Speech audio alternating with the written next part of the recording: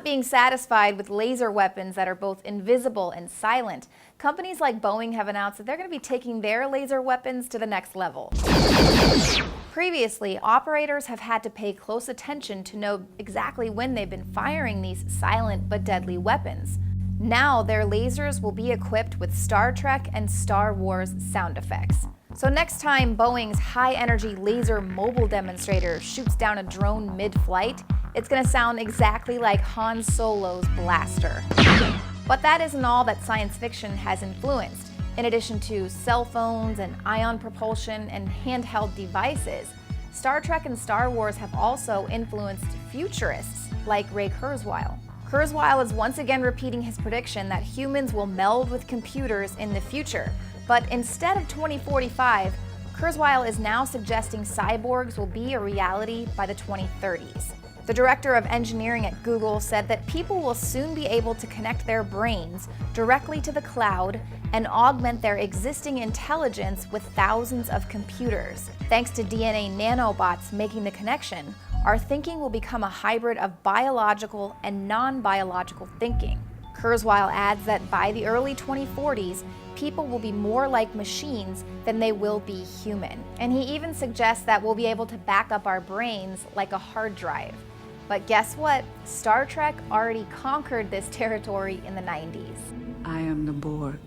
The cyborg represents the dark side of humanity, what happens when technology falls into the wrong hands and is used to dehumanize us. The Star Trek Borgs became one with their technology. It stripped them of their humanity and their individuality. They became like zombies in a metal shell. They were now part of a collective network on a vast computer system controlled telepathically by this mysterious Borg queen. Kind of makes you think there's a possibility something could be telepathically controlling us if we ever were to upload our brains to the cloud, as Kurzweil suggests. Assimilate this.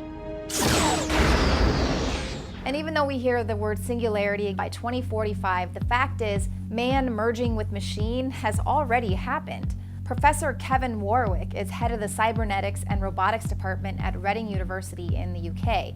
In 1998, he was able to connect his nervous system to the internet via a chip implanted in his arm. He then used the web to allow him to control a robotic arm. And that was in the 90s. And he, like Kurzweil and other transhumanists, give this ominous warning that by not upgrading, we would be considered subspecies in the future. And surprise, surprise, artificial intelligence is one of the topics up for discussion at this year's Bilderberg conference. Former DARPA director and now Google exec Regina Dugan will be in attendance. Dugan is helping to develop and promote the idea of an ingestible identification microchip. Yeah, absolutely not worrisome at all that Google is now hiring military leadership. Users would swallow a chip in pill form every day in order to obtain the superpower of having their entire body act as a biological password for cell phones, cars, doors, and other devices.